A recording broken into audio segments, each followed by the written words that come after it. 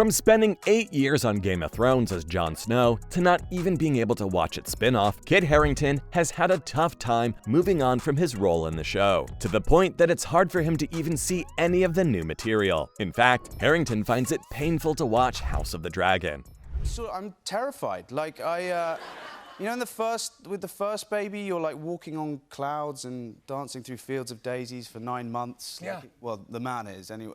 Yeah.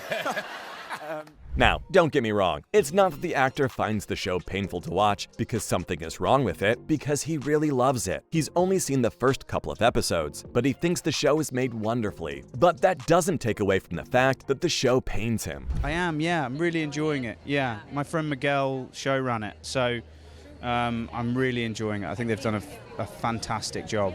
It's a weird one to start a whole new show in the same kind of realm and... Why? Well, because the show was part of his life for so long. Having spent all those years working on a show that Harrington and the cast brought to life, it wouldn't have been easy to leave it all behind. So it's understandable if he's not able to see it right away, because what's important is that he's working on dealing with the pain that House of the Dragon causes him. And let's not forget, Kit Harrington had a rough time leaving Game of Thrones. Well, yeah, that got tricky as well, because, you know, Jon Snow's a character around which lots of other characters' storylines pivot around. So essentially, when going and telling all my castmates that I'm not back next season, I'm also going, oh yeah, and you're fired too. Yeah, exactly. Yeah, you don't have a job either, yeah.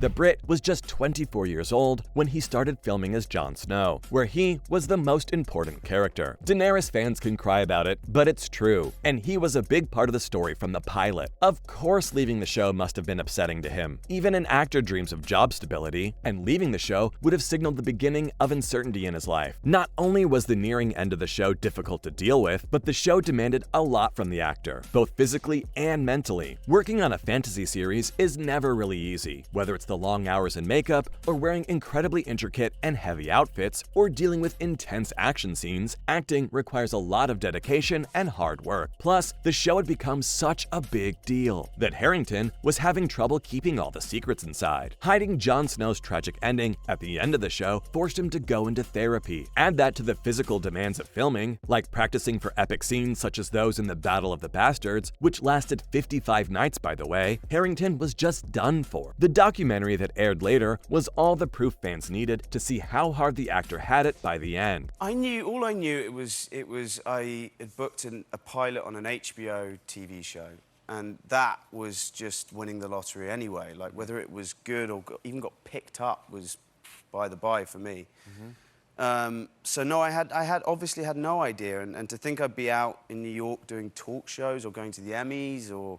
He was struggling through table reads, exhausted, and not dealing with any of his problems. Instead of finding closure, Harrington found it, well, incredibly painful to leave Game of Thrones. Not to mention, social media was hurting him too. Remember when your parents blame your mobile phone for all your problems? Well, they might be onto something, because Kit Harrington spoke about how badly social media affected him on the Game of Thrones podcast. You see, like many actors, he was curious about what fans thought. The 35-year-old explained that he'd go online and look at the reviews, the comments, the debates, and anything else he could get his hands on. In short, he'd lose himself in the self-titled box of doom regularly. And what happened? His confidence plummeted. It got so bad that he had to learn how to stay away from the internet. And from then on, he even decided to leave social media completely. He questioned what these apps were adding to his life, because the answer was obviously nothing. He left it all behind. Not that he's criticizing anyone for using these apps, because he gets it. Some people may find the internet very helpful, but for him, an actor in one of the biggest shows in the world, it was scary. He had to step away or risk losing his mind. Thankfully, avoiding the internet worked, and he continued to act brilliantly, because a potential spin-off about Jon Snow is in the works. You may have heard about it before, but if you haven't, let me be the first to give you this wonderful news. HBO is working on its first sequel that is set after the events of Game of Thrones, and it centers around the banished but rightful heir of the Seven Kingdoms, Jon Snow, aka the King of the North, aka Aegon Targaryen. I haven't given you permission to leave. With respect, Your Grace, I don't need your permission. I am a king. Now, I came here knowing that you could have your men behead me or your dragons burn me alive.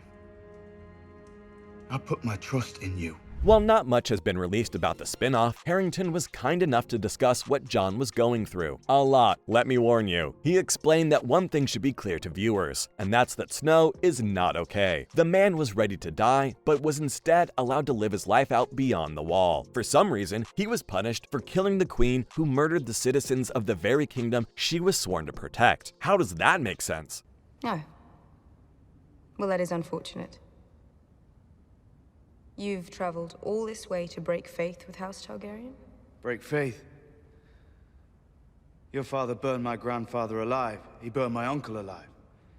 He would have burned the Seven My Kingdoms. father was an evil man. Jon feels guilty though, and Kit thinks he'll spend his time thinking about all the trauma. How Ygritte died in his arms, how Daenerys died in his arms too after he stabbed her, or how he's no longer a part of his family, a lone wolf who needs his pack to survive. So you see, he's not in a good place. But it will be interesting to see how he's doing wherever he may be. But this is not the only spin-off in the works. Game of Thrones has a lot planned for viewers, because at this point, there are many projects in the works apart from the one about Jon Snow. The network's other live-action prequels are in the early stages of development as well. There's 10,000 Ships, a show in the works about Nymeria, which is about the queen that Arya was obsessed with. Then there's 9 Voyages, which is about the sea snake, more commonly known as Corey's Valerian. And a third show, Dunk and Egg, with showrunner Steve Conrad in charge. Even animated projects have been proposed, one of which is The Golden Empire, a show set in the China-inspired land of Yi Ti. Only one spin-off has successfully hit screens though, and that's House of the Dragon, a prequel series meant to bring to life the story of the Dance of the Dragons. Mainly, it focuses on the white blonde Targaryens, and tells us what these dragon riders were up to 200 years before Game of Thrones came to be. The first season was well received though, that's putting it mildly. The show was a hit with fans who were initially scared that it would be way too similar to its predecessor, but they were amazed by the story, which was as wild and horrific as Game of Thrones, and still filled with twists and turns, but with so many more dragons. The casting was somehow perfect as well, and despite the multiple time jumps, the new actors merged in so well together that the change was never obvious. You looked at Millie Alcock and then at Emma Darcy, and it didn't matter that they were different human beings. They were both Rhaenyra. The time jumps, the focus on women, and the multiple recasts made the show something unique. Sure, fans were in Westeros, but they were also watching something original and different. But the two shows shared a lot of similarities as well. For one, the Iron Throne was still the center of everyone's attention. Who will end up occupying it is the question on everyone's mind. But this is the fun of it. Unlike Game of Thrones, House of the Dragon leaves the question of succession a mystery, which is kind of the whole point of the show. And that's what I know about how painful it is for Harrington to watch House of the Dragon.